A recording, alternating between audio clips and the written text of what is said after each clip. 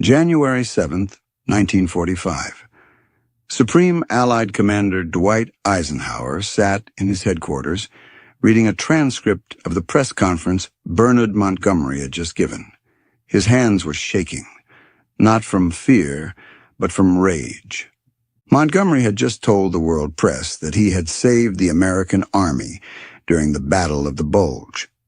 The British Field Marshal described how he had arrived to find the Americans in disarray, confusion everywhere, and how he had personally taken command and organized the defense that stopped the German offensive.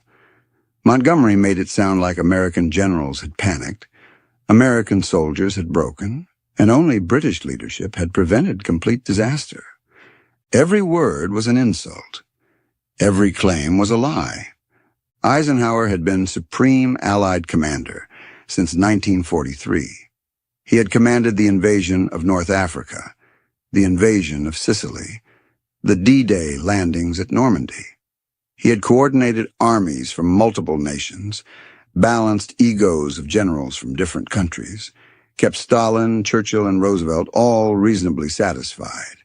He had managed the most complex military operation in human history. And now his subordinate, British Field Marshal Bernard Law Montgomery, had just publicly humiliated him and the American Army. Montgomery had stood in front of reporters and claimed credit for victories won by American blood. He had implied that without British intervention, the Americans would have lost the Battle of the Bulge and possibly the entire war. The press conference wasn't a mistake. It wasn't a misunderstanding. Montgomery knew exactly what he was doing. He was positioning himself as the savior of the Western Front, the military genius who had rescued incompetent Americans from their own failures. Eisenhower put down the transcript and picked up the phone. He needed to talk to his senior American commanders immediately. Because if he didn't do something about Montgomery right now, those commanders were going to resign. And if they resigned, the alliance would collapse, and the war might be lost anyway. This was the moment Dwight Eisenhower discovered that being Supreme Allied Commander meant having authority over everyone except the one subordinate who needed to be fired most. October 1942. Bernard Montgomery commanded the British Eighth Army at the Battle of El Alamein in North Africa. For 2 years, British forces had been pushed back and forth across the desert by German Field Marshal Erwin Rommel, the Desert Fox. The British had lost battles, lost territory, and lost confidence. Then Montgomery arrived. Montgomery spent weeks preparing for El Alamein. He stockpiled supplies, trained his troops, and planned every detail of the offensive.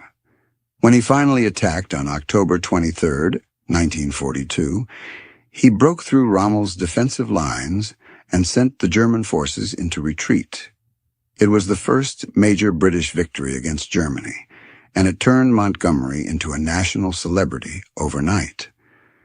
Churchill called El Alamein the turning point of the war. Church bells rang across Britain for the first time since 1939. Montgomery's photograph appeared on every newspaper front page. He became synonymous with British military competence after years of defeats and humiliations. The British public adored him. He was eccentric and quotable. He wore 2 military badges on his beret instead of 1. He didn't smoke or drink. He gave inspiring speeches about British determination and fighting spirit.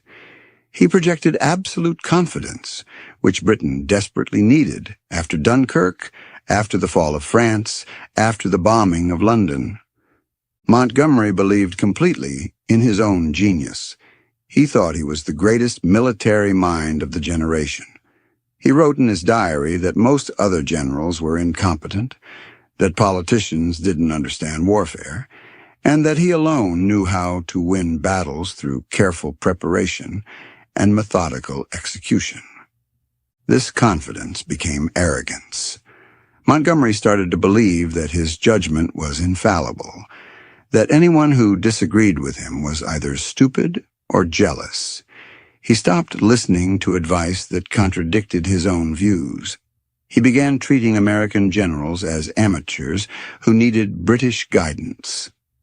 By 1945, Montgomery had been promoted to Field Marshal, the highest rank in the British Army. He commanded the 21st Army Group, which included British and Canadian forces in Northwest Europe. On paper, he reported to Eisenhower. In practice, he considered himself Eisenhower's equal or superior. And everyone knew that firing Montgomery would create a political crisis that could destroy the Anglo-American alliance. Eisenhower's position as Supreme Allied Commander was fundamentally political, not just military. He commanded armies from multiple nations with different governments, different military traditions, and different political pressures. His job was to keep everyone working together while winning the war. This meant making compromises that pure military logic wouldn't require. The British contributed roughly 25% of the forces in Western Europe by 1945. The Americans contributed most of the rest, with smaller contingents from Canada, France, Poland, and other nations. But Britain insisted on having influence proportional to its historical prestige, not just its current force contribution. Churchill had made this clear repeatedly. Britain was a great power. The British Empire spanned the globe. British forces had been fighting Germany since 1939, while America sat on the sidelines. Churchill demanded that British commanders be treated as equals to Americans, regardless of army sizes. This created a delicate balance. Eisenhower had to show proper respect for British contributions and British commanders, even when military efficiency suggested concentrating authority with American generals who led larger forces. He had to consult with Montgomery, coordinate with Montgomery, and publicly praise Montgomery, whether he wanted to or not. Churchill personally backed Montgomery in every dispute. Whenever Eisenhower and Montgomery disagreed on strategy, Churchill would intervene on Montgomery's behalf. He would write to Roosevelt, argue with the combined chiefs of staff, and use every political tool available to protect his favorite general.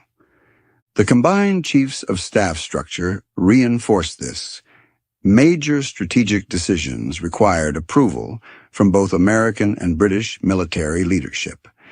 If Eisenhower fired Montgomery without Churchill's approval, Churchill could appeal to Roosevelt and the combined chiefs, turning a military personnel decision into an international diplomatic crisis. Roosevelt had made clear to Eisenhower that maintaining the alliance mattered more than military perfectionism. The Americans and British had to stay united to defeat Germany and then confront the Soviet Union. Personal disputes between generals couldn't be allowed to fracture that unity. Eisenhower's orders were to win the war while keeping Churchill happy. So even though Eisenhower was Supreme Allied Commander with theoretical authority over all forces, he couldn't exercise that authority freely when it came to Montgomery.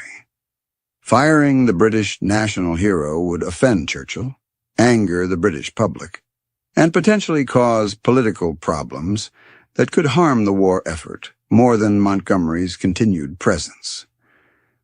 Eisenhower understood this from the beginning. He told his staff that he had to get along with Montgomery, whether he liked him or not. He said the alliance mattered more than his personal feelings. He would smile at Montgomery's arrogance, tolerate Montgomery's insubordination, and find ways to work around Montgomery's obstruction. But there were limits to what any commander could tolerate, and Montgomery kept pushing past those limits. Montgomery's relationship with Eisenhower and other Allied commanders followed a consistent pattern. Montgomery would demand resources for his operations, receive those resources, fail to achieve his objectives, blame everyone else for the failure, and then demand even more resources for his next plan. In September 1944, Montgomery proposed Operation Market Garden. The plan was to drop 3 airborne divisions behind German lines in the Netherlands, capture a series of bridges, and create a corridor through which British armored forces could advance into Germany. Montgomery promised it would end the war by Christmas. Eisenhower had serious doubts. Intelligence reports indicated stronger German resistance in the area than Montgomery acknowledged. The plan relied on capturing and holding a single highway while surrounded by enemy forces. If any one bridge wasn't captured quickly, the entire operation would fail. But Montgomery insisted. He argued that a concentrated thrust into Germany under British command was better than Eisenhower's broad front strategy. He said he needed absolute priority for supplies and resources. He threatened to appeal to Churchill if Eisenhower didn't approve. Eisenhower approved the operation. He diverted supplies from American armies to support Montgomery. 3 American airborne divisions were placed under Montgomery's command. The entire Allied Air Force was dedicated to supporting Market Garden for over a week. By September 25th, Market Garden had collapsed. Over 17,000 casualties. The British 1st Airborne Division was effectively destroyed as a fighting force, and the war would not end by Christmas. Montgomery's response to this disaster was to blame everyone except himself. He blamed the weather for delaying air support. He blamed American generals for not sending enough supplies. He blamed intelligence officers for not predicting German strength accurately. He even blamed the Dutch resistance for providing inadequate information. What Montgomery didn't do was accept responsibility for designing an operation that put 3 divisions into an untenable position. He didn't acknowledge that his promise of ending the war by Christmas had been unrealistic fantasy. He didn't apologize to the families of the 17,000 men who died or were captured. Instead, Montgomery immediately began planning his next operation and demanding resources for it. He wanted priority for supplies to cross the Rhine River. He wanted American divisions transferred to his command. He wanted Eisenhower to abandon the broad front strategy and concentrate all forces under Montgomery's direction for a single thrust into Germany. Eisenhower refused. The broad front strategy would continue. Multiple armies would advance into Germany along different routes, preventing the Germans from concentrating their forces. Montgomery would command his sector, but he wouldn't control American armies or receive unlimited resources. Montgomery protested to Churchill. He wrote letters questioning Eisenhower's competence. He gave interviews suggesting that British military experience was superior to American enthusiasm.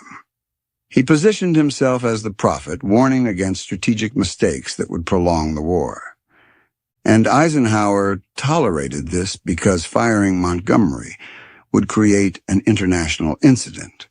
So he worked around Montgomery, gave him enough resources to keep Churchill satisfied, and tried to minimize the damage Montgomery's ego and ambition could cause. Then came December 1944, and the German counteroffensive that would become known as the Battle of the Bulge. On December 16th, 1944, Germany launched its last major offensive of the war in Western Europe. Over 200,000 German troops attacked through the Ardennes forest in Belgium, hitting a weakly defended sector of the American line. The Germans achieved complete surprise, broke through American positions, and created a bulge in the Allied front line that gave the battle its name. The attack was Hitler's desperate gamble to split the Allied armies, capture the port of Antwerp, and force the British and Americans to negotiate a separate peace. It had almost no chance of succeeding. but it could buy Germany time and inflict heavy casualties on the Allies. American forces in the Ardennes were caught off guard but fought desperately to slow the German advance. The 101st Airborne Division held the critical road junction at Bastogne despite being surrounded. Other American units conducted fighting retreats, establishing new defensive lines and calling for reinforcements. Eisenhower reacted quickly. He sent the 82nd and 101st Airborne Divisions to hold key positions. He redirected Patton's Third Army to attack the German flank from the south. He pulled divisions from quiet sectors and rushed them to the battle area. Within days, American forces had stabilized the situation and begun counterattacking. The American command structure in the northern sector of the Bulge became complicated. The German offensive had split American forces into two groups, with communication difficulties between them. Eisenhower made a practical decision to place the American 1st and 9th Armies temporarily under Montgomery's command, since they were operating in his sector and coordination would be easier. This was meant to be a temporary operational expedient. Montgomery would coordinate the defense in the northern sector, while American generals like Bradley and Patton handled the southern counterattack. Once the German offensive was stopped and communication restored, command arrangements would return to normal. Montgomery took this temporary arrangement as validation of his strategic vision.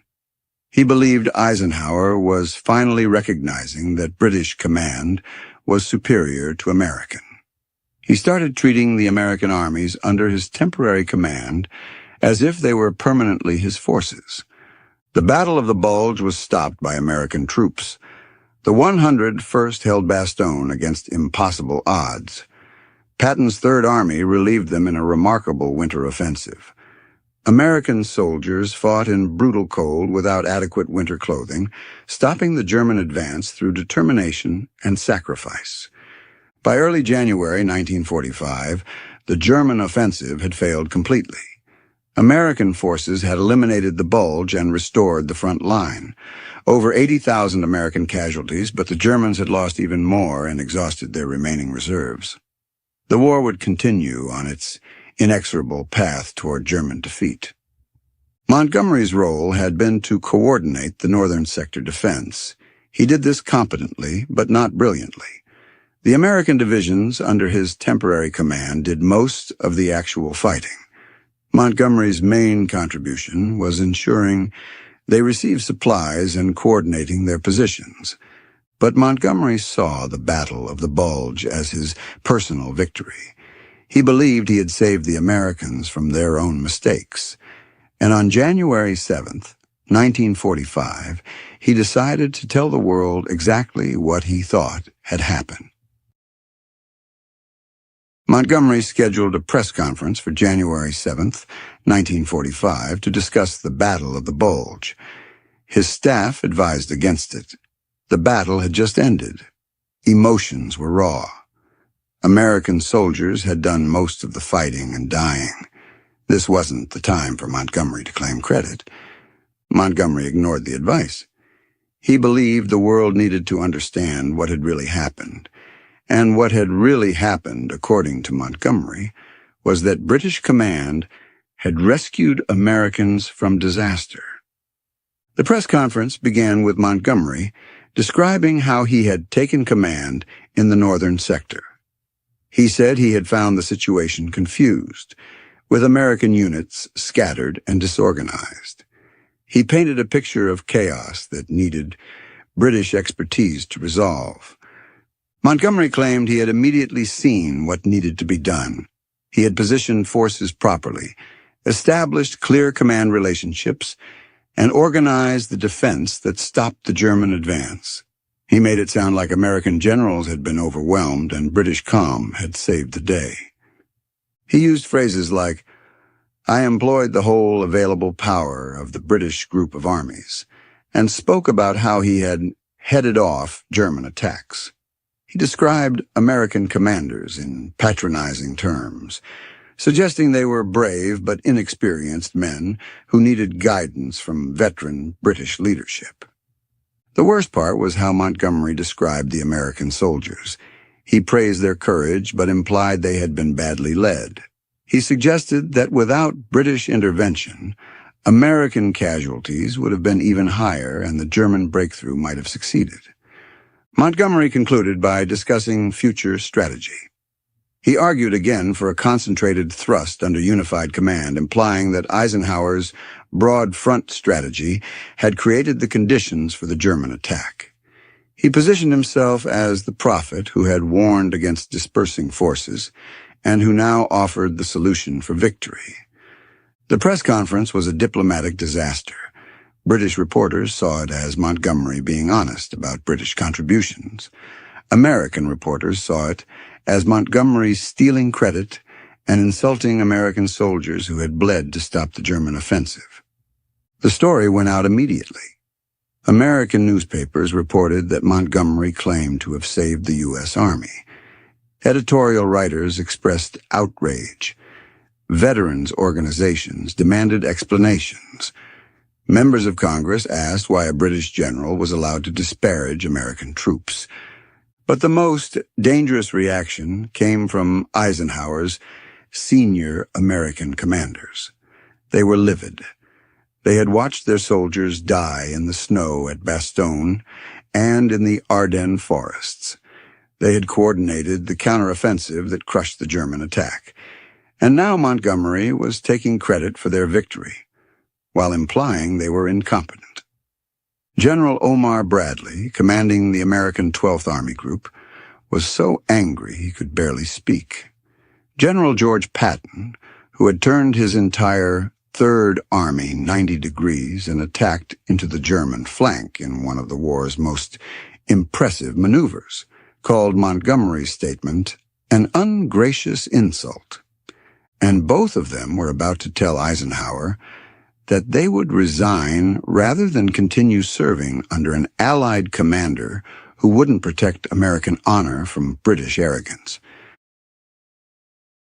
On January 9th, 1945, 2 days after Montgomery's press conference, General Omar Bradley walked into Eisenhower's headquarters and told him something that made Eisenhower's blood run cold. Bradley said that if Montgomery wasn't removed from command, Bradley would resign, and if Bradley resigned, Patton would resign with him. This wasn't a threat. This was a statement of fact. Bradley explained that he could not continue to command American armies while a British officer publicly humiliated American soldiers and claimed credit for American victories. His officers were furious. His soldiers felt betrayed. The entire American chain of command was on the edge of mutiny. Bradley had been Eisenhower's classmate at West Point. He was calm, methodical, professional. He didn't make dramatic gestures or emotional demands. When Bradley said he would resign, he meant it. He had calculated that his duty to American soldiers outweighed his duty to maintain alliance harmony. Patton reinforced Bradley's position. Patton had driven his Third Army through a winter storm to relieve Bastogne. His soldiers had fought in temperatures below zero without adequate winter gear. They had performed one of the war's most remarkable maneuvers. And Montgomery had just told the world press that American forces needed British rescue. Patton put it bluntly to Eisenhower. Montgomery's press conference was an insult that could not be tolerated. American soldiers wouldn't fight effectively under commanders who allowed them to be slandered. The alliance might be important, but so was American pride and American honor. Something had to give. Eisenhower understood immediately what was happening. His two senior field commanders, the men who led millions of American soldiers, were telling him they would rather end their careers than serve under current conditions. If they resigned, other American generals would follow. The American Army would effectively rebel against Allied command structure. This put Eisenhower in an impossible position. If he sided with Bradley and Patton, he would have to fire Montgomery. which would outrage Churchill and possibly fracture the alliance. If he sided with Montgomery and refused to act, Bradley and Patton would resign, which would fracture the American command structure and possibly force Eisenhower's own removal. Eisenhower tried to find middle ground. He could issue a statement clarifying American contributions to the Battle of the Bulge victory. He could privately reprimand Montgomery. He could ensure future command arrangements kept Montgomery away from American forces. Bradley and Patton said that wasn't enough. Montgomery had publicly humiliated American soldiers. A quiet rebuke wouldn't satisfy anyone. Montgomery needed to be removed from command, or at minimum removed from any authority over American forces. Anything less would be unacceptable. Eisenhower asked for time to think. He told Bradley and Patton not to do anything precipitous while he considered options. Both generals agreed to wait, but made clear their patience was limited. They wanted Montgomery gone, and they wanted it done quickly. After Bradley and Patton left, Eisenhower sat alone in his office and faced the hardest decision of his command. He had the authority to fire Montgomery. As Supreme Allied Commander, he could relieve any subordinate for insubordination or for conduct detrimental to the alliance. Montgomery's press conference clearly qualified. Eisenhower began drafting the order. He would relieve Montgomery of command, citing the press conference as conduct that damaged alliance unity and undermined confidence in Allied command structure. He would send Montgomery home and reorganize the British forces under a different commander. The order sat on his desk. All it needed was his signature. Once signed, it would go out immediately to all commands. Montgomery would be removed. Bradley and Patton would be satisfied. American honor would be protected. But before Eisenhower could sign, the phone rang. It was the British Chief of the Imperial General Staff calling from London with an urgent message from Prime Minister Winston Churchill. Churchill had learned about the crisis within hours of Montgomery's press conference. British intelligence monitored American military communications and quickly reported that senior American generals were demanding Montgomery's removal. Churchill understood immediately that this could destroy the alliance he had worked so hard to maintain. Churchill called Eisenhower directly. The conversation was tense but civil. Churchill said he understood American anger about the press conference. He acknowledged that Montgomery had been tactless and that the statement could be interpreted as insulting to American forces.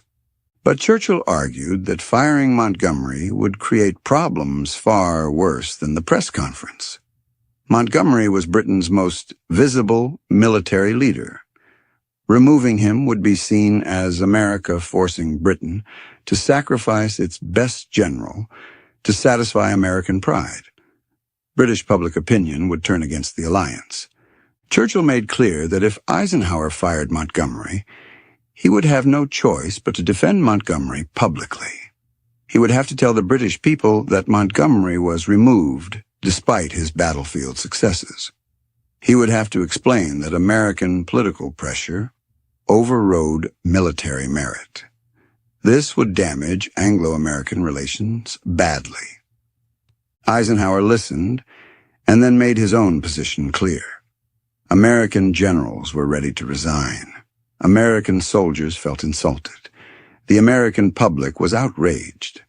Eisenhower couldn't ignore these pressures any more than Churchill could ignore British opinion. Something had to change. Churchill proposed a solution. What if Montgomery apologized? Not a public apology that would humiliate him, but a private letter to Eisenhower and to American commanders, acknowledging that the press conference had been misinterpreted and expressing regret for any offense given. Would that satisfy American honor while avoiding the political crisis that firing Montgomery would create? Eisenhower said he would consult with Bradley and Patton. He couldn't promise the apology would be enough. Montgomery had crossed the line, and trust was broken. But he would present Churchill's proposal to the American commanders and see if they would accept it. After hanging up with Churchill, Eisenhower called in his chief of staff and explained the situation. The draft order relieving Montgomery still sat on the desk. Eisenhower hadn't signed it yet, but he hadn't canceled it either. He was waiting to see if Churchill's solution could work. But Churchill had one more move to make. He contacted Montgomery's chief of staff, Major General Francis de Guingand, and told him to fly to Montgomery's headquarters immediately. De Guingand needed to make Montgomery understand how close he was to being fired, and he needed to convince Montgomery to write the apology that might save his career. Major General Francis de Guingand arrived at Montgomery's headquarters on January 10th with an urgent message. Montgomery greeted him casually, unaware of the crisis. Montgomery thought the press conference had been successful. He believed he had finally gotten proper credit for British contributions to the war. The general told Montgomery the truth. Eisenhower had drafted an order relieving Montgomery of all commands. The order was written and ready to be signed. The only reason Montgomery still had a job was that Eisenhower was giving him one last chance to fix the situation. Montgomery was stunned. He genuinely didn't understand what he had done wrong. Montgomery tried one more argument. What about his position? What about British prestige? How could he apologize when he had only stated facts? His chief of staff cut him off. Montgomery's position didn't matter. British prestige didn't matter. The only thing that mattered was preventing the alliance from fracturing over Montgomery's ego. Montgomery's chief of staff made the stakes absolutely clear. If Montgomery didn't write the apology immediately, Eisenhower would sign the relief order. Montgomery would be sent home in disgrace. His career would end. And the British press would learn that he was fired because he couldn't control his mouth and had alienated every American general in Europe. Alternatively, Montgomery could write a gracious letter expressing regret, acknowledge that the press conference had been misunderstood, and promise better coordination with American commanders in the future. This would allow everyone to move forward. Montgomery would keep his command. The alliance would survive, and Montgomery might actually learn something about diplomacy. Montgomery listened with growing realization. He had always believed his military genius made him indispensable. He thought he was too valuable to fire, too important to the war effort. Now he was being told that Eisenhower was perfectly willing to fire him and accept the political consequences. Montgomery understood something else. His chief of staff wasn't exaggerating. De Guingand was his most loyal subordinate and closest friend. If the general said Montgomery was about to be fired, it was true.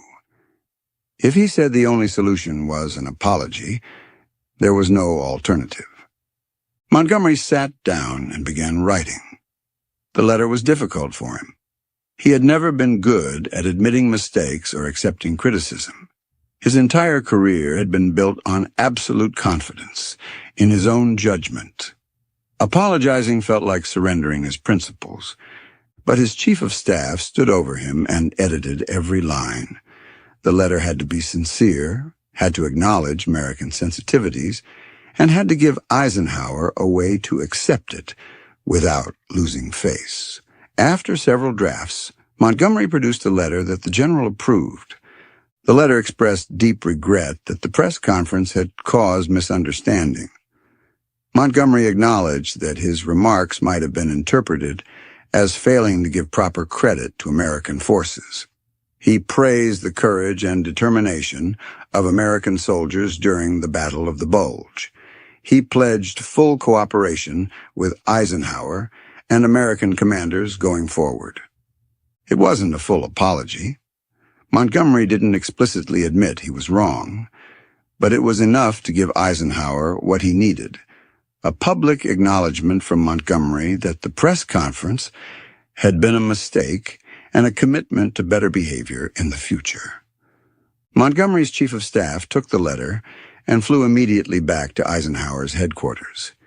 He delivered it personally and urged Eisenhower to accept it. The alliance needed this crisis to end.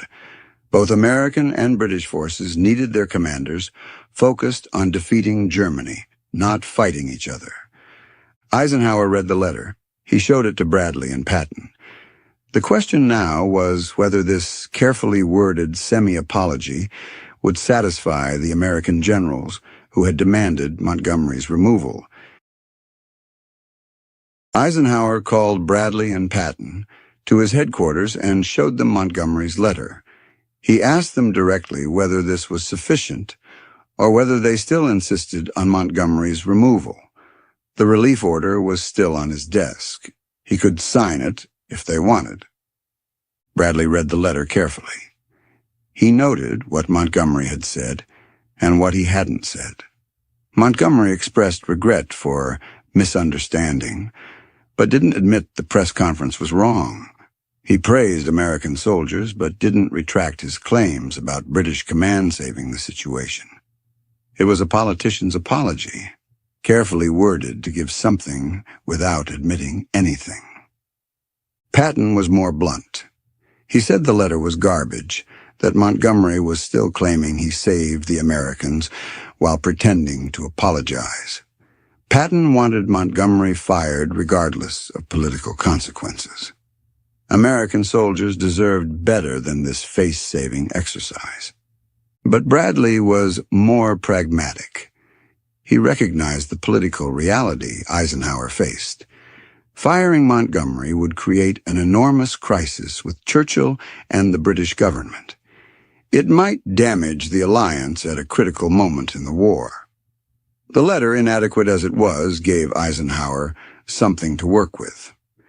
Bradley told Eisenhower that he would accept the apology on one condition.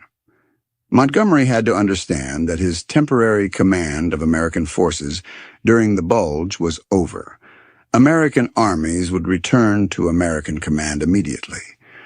Montgomery would have no authority over American troops going forward. If Eisenhower could ensure that, Bradley would withdraw his resignation threat. Patton reluctantly agreed. He didn't like it. He thought Montgomery deserved to be fired. But he recognized that Bradley was giving Eisenhower a way out of an impossible situation. Patton would go along with it, but he made clear he never wanted to serve under Montgomery's command again. Eisenhower took the relief order from his desk and tore it up. He told Bradley and Patton that American forces would return to American command immediately. Montgomery would have no operational authority over American armies. Future strategy would be decided by Eisenhower with input from American commanders, and Montgomery would have to accept those decisions without appeal to Churchill. Eisenhower then called Montgomery and accepted the apology. The conversation was cold and professional. Eisenhower made clear that Montgomery's behavior had damaged trust, and that future cooperation would be strictly limited to military necessity. Montgomery's days of having Churchill's backing for strategic arguments were over. Montgomery tried to defend himself, tried to explain that the press conference had been misunderstood. Eisenhower cut him off. The discussion was closed. Montgomery had apologized. Eisenhower had accepted. And now they would both move forward with winning the war. Anything else Montgomery wanted to say, he could save for his memoirs. The crisis was over. Montgomery remained in command. Bradley and Patton withdrew their resignation threats. The alliance survived. But something fundamental had changed in the command relationships. Eisenhower had learned that Montgomery's political protection had limits. Churchill would defend Montgomery up to a point, but even Churchill couldn't protect Montgomery from consequences if Montgomery pushed too far, and Montgomery had come within one signature of being fired. Montgomery had learned that his military reputation didn't make him untouchable. Eisenhower had been willing to fire him despite political consequences. Only Churchill's intervention and a warning from his own chief of staff had saved Montgomery's career. He would never again have quite the same confidence that his position was secure. But the cost of keeping Montgomery was significant. American generals had lost respect for Allied command structure. They had seen Eisenhower forced to accept an inadequate apology because firing Montgomery would be politically difficult. This created resentment that would affect operations for the rest of the war. And the fundamental problem remained. Eisenhower still had a subordinate he couldn't trust, couldn't control, and couldn't remove without creating a political crisis. The war would continue with this weakness built into Allied command structure. Germany surrendered on May 7, 1945. The war in Europe was over. Montgomery accepted the surrender in his sector and posed for the cameras. British newspapers celebrated him as the architect of victory. To the public, the alliance looked perfect. Behind closed doors, the truth was different. Eisenhower gave Montgomery public credit, but privately, he was relieved he would never have to command him again. Montgomery went to his grave believing his strategic vision had been correct all along. He wrote memoirs claiming that if Eisenhower had only listened to him, the war would have ended in 1944. History proved otherwise. German generals interviewed after the war confirmed that Eisenhower's broad front strategy prevented them from concentrating their defenses. Military historians concluded that Montgomery's single thrust proposals were logistically impossible. Eisenhower had been right about strategy, but he'd been trapped when it came to personnel.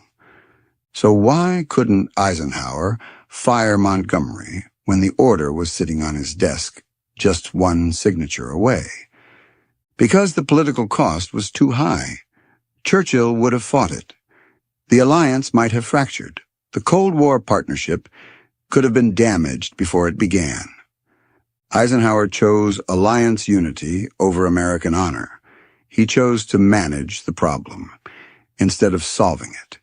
He tore up the relief order and focused on winning the war despite Montgomery, not because of him. Whether that was wisdom or weakness depends on what you think matters more. Winning the political game or standing up for your people when they've been insulted. 6 years later, President Harry Truman would fire General Douglas MacArthur for insubordination, proving that sometimes a general can be removed regardless of the political cost. Eisenhower made the opposite calculation. Different wars, different choices. The alliance survived. Germany was defeated. Montgomery kept his command and his fame, and Eisenhower lived with the decision he'd made. Eisenhower couldn't fire Montgomery, and in the end, he chose not to.